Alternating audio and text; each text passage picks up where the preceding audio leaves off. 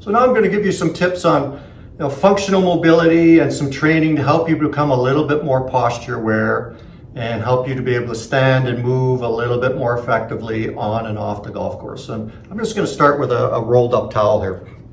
So one of the main drivers of that back pain was the posture issues, and to help improve our posture, we want to kind of do some training for the core, and we use the rolled up towel for that. And we've got a really good program for fascia release using a rolled up towel to help deal with some of the key elements for postural breathing, correct posture, belly breathing, releasing the hip flexors to help improve your mobility.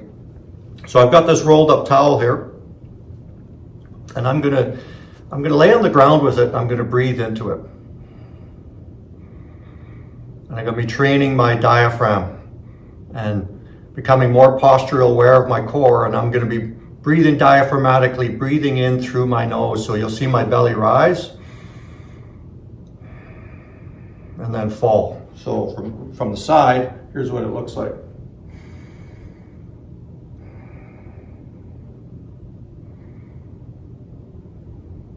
I can't do that if I'm collapsed like that. That's really, really hard to do, which is what a lot of people do. So you get collapsed in the core, collapsed in the rib cage. Next thing you know, you're going to have issues with your lower back.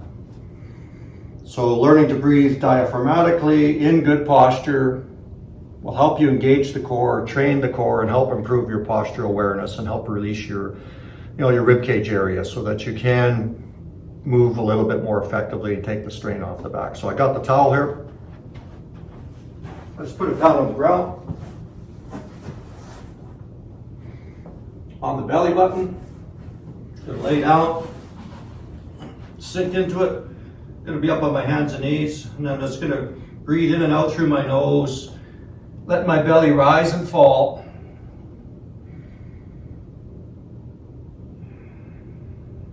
Breathe in for a count of 4. And then breathe out for a count of 6. Nice, slow, rhythmical action.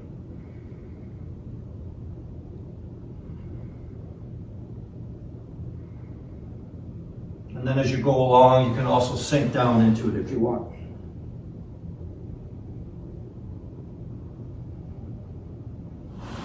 And then breathe out as I come up on my hands. So that's a fantastic exercise for postural awareness, strengthening the core, using the belly, breathing into the towel. And as I mentioned, we've got a fantastic program for that, so we'll include some information for that as well for you to use. But it really helps open things up here, and it might feel a bit awkward at first. You might even feel your back pop a little bit, and your rib cages, your ribs kind of just spread out, and just the upper body it'll feel really good when you do that. And it's very gentle. We don't overdo it. The next one is tight hip flexors. That's a big one. That's a big driver of back pain from sitting too much. When the hip flexors get tight, you know what? I can't rotate. My hips aren't going to be very effective in the golf swing. And that also then pulls me into some bad posture where, I get into this position here. I'm going to start to collapse over a little bit more because the hip flexors are shortened. So I just take the towel here and I'm going to put it right over that crease between the femur and the hips there, that little crease area, and I do the same thing with the towel. I lay on that towel, breathing diaphragmatically for 3 minutes, letting it sink in and release. I'll just demonstrate one of the legs here, that side. The towel there, I'm going to line it up here with the crease. Just sink into it. One leg is straight, the other one behind me here is bent. Just going to be on that.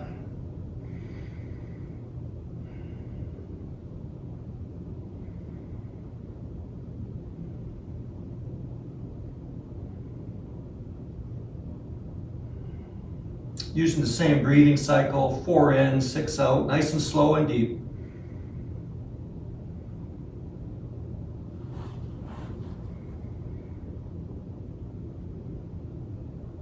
And then when you finish, breathe in and then out,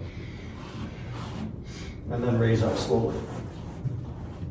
Very effective for releasing the hip flexors and opening up that area. You see some people they'll do a ball, they got the little lacrosse or tennis ball there and they're laying on it and rolling around trying to release them. That's okay, but using the rolled up towel, you get a much deeper fascia release and you're going down almost right to the bone. You kind of feel yourself sinking down as you breathe, and the blood flow goes into that area and you start opening up. Helps to release the hip flexors. It's going to make it way easier for you to get up into good posture to walk properly, because it'll help bring the pelvis underneath you. It's going to help the hips become a lot more effective in the golf swing. You'll be able to rotate and turn much better. And when the hips are moving, you take the strain off the back. No, it's not about turning like a tour player. You know, I don't have to be snapping around and having that fantastic hip speed. It's great if you can do that, but that's not necessary. But we do need some movement in the hips to help protect the back. Next, we're going to do a couple really simple exercises to help promote overall pelvis, hip mobility, and thoracic mobility. So thoracic mobility is important for being able to unwind, to wind up going back, load up, and then unload coming through, so that you can turn effectively with the other upper body. And then hip mobility, pelvis mobility, to allow that lower body to become a little bit more effective for a better swing sequence and take the stress off the back when you swing. Very important that the hips have good mobility to help prevent lower back pain on the golf course and off the golf course. So the first one we do is windshield wipers. We lay on our back, we're rotating back and forth, keeping the upper body as still as we can and using the lower body. We've got some great mobility routines that we can give you for that to help assist you with that, and it's very simple. Good mobility is cumulative, right? It's an everyday affair. A few minutes every day makes a big difference. You can't save it up and go like, oh, I haven't done anything all week, I'll just kind of binge and do a whole bunch of mobility at the end of the week. Doesn't work. It's just like practicing, right? It's a little bit at a time rather than waiting and doing a whole bunch of binge exercises. It just doesn't work. Just going to get down on the ground here. I'm going to lay on my back. Feet a comfortable distance apart. And have my arms back in cactus position or just down to my sides here. And I'm just going to rotate my legs from side to side, swinging the knees from one side to the other. Gonna breathe in, drop the knees, just go to my comfortable end range. I'm trying to keep my upper body down on the ground here while I do that. Breathe in up, then down again.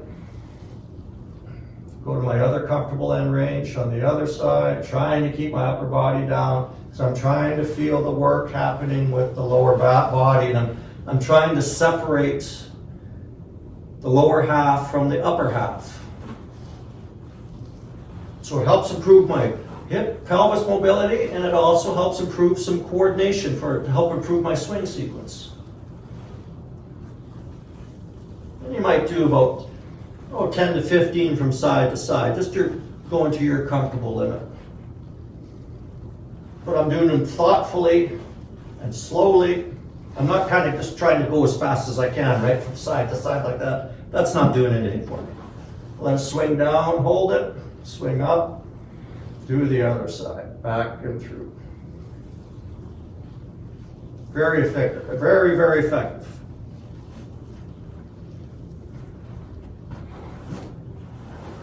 And then while I'm down here, the next one is we call dynamic alligator. We work on the thoracic rotation. I'm going to lay down, clasp my hands together, bring my knees up. I try to get them at roughly 90 degrees here. And when I'm doing this, I'm going to swing around and let my arm drop to the other side. You notice how I'm following my hand. I'm letting my chest rotate, my shoulder go back to let the arm swing around, and I just go to my comfortable end range. I'm doing it slowly and freely. You notice this is staying down on the ground. I'm not doing this as I turn, right? It's not about how far I can go. You go to your comfortable end range. Just like that. Keeping my legs up and pelvis in a good position, keeping the upper body down on the ground. I feel like my knees are going forward as I swing back and around, and I go to my comfortable end range.